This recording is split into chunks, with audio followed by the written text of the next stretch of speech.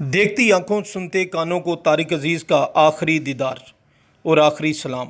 पाकिस्तान के पहले एंकर और पीटीवी के क़याम पर पहली अनाउंसमेंट करने वाले तारिक अजीज़ चल बसे। पाकिस्तान टेलीविज़न की तारीख में 4 दहाइयों तक चलने वाले प्रोग्राम नीलाम घर से शोहरत पाने वाले मेज़बान तारिक अजीज़ लाहौर में वफ़ात पा गए। उनकी उम्र 84 बरस थी। तारिक अजीज़ ने रेडियो पाकिस्तान से अपने कैरियर का आगाज़ किया और उन्हें पाकिस्तान टेलीविज़न के पहले एंकर होने का एजाज़ भी हासिल है। उन्होंने पीटीवी पर नीलाम घर के नाम से क्विज़ प्रोग्राम की मेज़बानी भी की, जो 4 दहाइयों तक जारी रहा। उन्हें 1992 में फ़नी खिदमात पर प्राइड ऑफ परफॉर्मेंस से भी नवाजा गया। उन्होंने अपने प्रोग्राम में देखती आंखों और सुनते कानों को तारिक अजीज़ का सलाम पहुँचे जैसे डायलॉग से आलमी शोहरत पाई। तारिक अजीज़ 28 अप्रैल 1936 को जलंधर में पैदा हुए। उन्होंने रेडियो पाकिस्तान लाहौर से अपनी पेशा वराना ज़िंदगी का आगाज़ किया और 40 साल तक प्रोग्राम नीलाम घर की मेज़बानी करते रहे। उन्होंने फिल्मों में भी काम किया और उनकी पहली फिल्म इंसानियत 1967 में रिलीज़ हुई। इसके अलावा सालगिरह, कसम उस वक्त की, कटारी, चिराग कहाँ रोशनी कहाँ, हार गया इंसान में भी अदाकारी के जोहर दिखाए। मारूफ अदाकार व मेज़बान तारिक अजीज़ ने उर्दू और पंजाबी में शायरी भी की। तारिक अजीज़ की खिदमात के एतराफ़ में उन्हें तमगा हुस्न कारकर्दगी से नवाजा गया। तारिक अजीज़ को यह एजाज़ भी हासिल है कि उन्होंने 1964 में पीटीवी के क़याम के मौका पर पहली अनाउंसमेंट का एजाज़ हासिल किया और कैरियर पहले से आखिरी दिन तक पीटीवी के साथ वाबस्ता रहे। तारिक अजीज़ ने अपने कैरियर का आगाज़ रेडियो पाकिस्तान लाहौर से किया था और 1964 में जब पाकिस्तान टेलीविज़न का आगाज़ हुआ तो वहां काम करने वाली अव्वलीन शख्सियात में से एक थे। तारिक अजीज़ ने पाकिस्तान टेलीविज़न की पहली नशरियात की मेज़बानी भी की थी। उन्हें असल शोहरत पाकिस्तान टेलीविज़न पर 1975 में शुरू होने वाले प्रोग्राम नीलाम घर से मिली। 40 बरस से ज़्यादा अरसे तक जारी रहने वाले इस प्रोग्राम को बाद-अज़ां बज़्म तारिक अजीज़ का ही नाम दे दिया गया। तारिक अजीज़ ने रेडियो और टीवी के अलावा फिल्मों में भी काम किया था।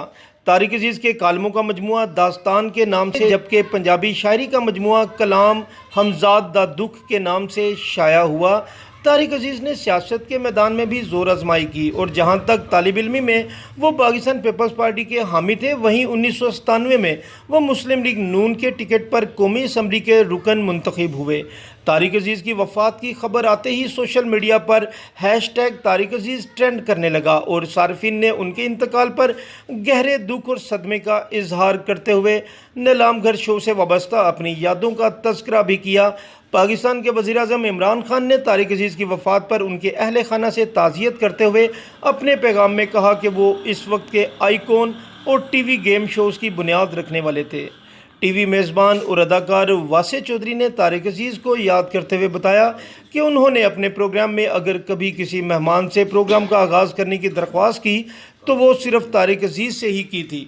उनके मुताबिक अगरचे ज़ईफ़ुल उम्री की वजह से माइक थामते हुए तारिक अजीज़ के हाथ कप कपा रहे थे, लेकिन जैसे ही कैमरा ऑन हुआ उनकी वही आवाज़ बुलंद हुई जो उनका ट्रेडमार्क बन चुकी थी। सलमान सूफ़ी फाउंडेशन के बानी सलमान सूफ़ी ने लिखा कि तारिक अजीज़ जदीद दौर के क्विज़ शोज़ के बानी थे। उन्होंने बहुत से लोगों को खुश किया और सिर्फ यही चीज़ अहमियत रखती है। एक ऐसा लीजेंड दुनिया से चला गया जो अपनी ज़ात में खुद एक दुनिया थी। निजी चैनल पर तारिक अजीज़ की वफ़ात पर ताज़ियत करते हुए मारूफ अदाकार जावेद शेख ने उनके बुलंद दर्जात के लिए दुआ की। मारूफ अदाकार बहरोज़ सब्ज़वारी ने तारिक अजीज़ को अपने उस्ताज़ा में से एक करार दिया और कहा कि उनको पीटीवी की पहली अनाउंसमेंट का एजाज़ हासिल था।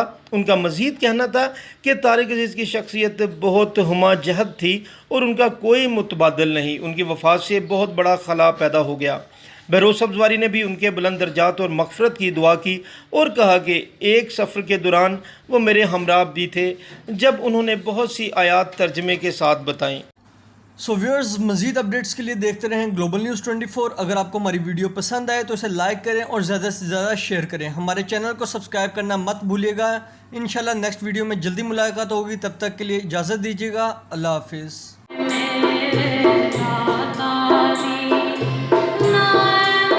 रियल्टर्स के लिए, रियल एस्टेट इंडस्ट्री के लिए और कंस्ट्रक्शन इंडस्ट्री के लिए, उसमें सर बहुत से लोगों को तो पता है कि ये चीज़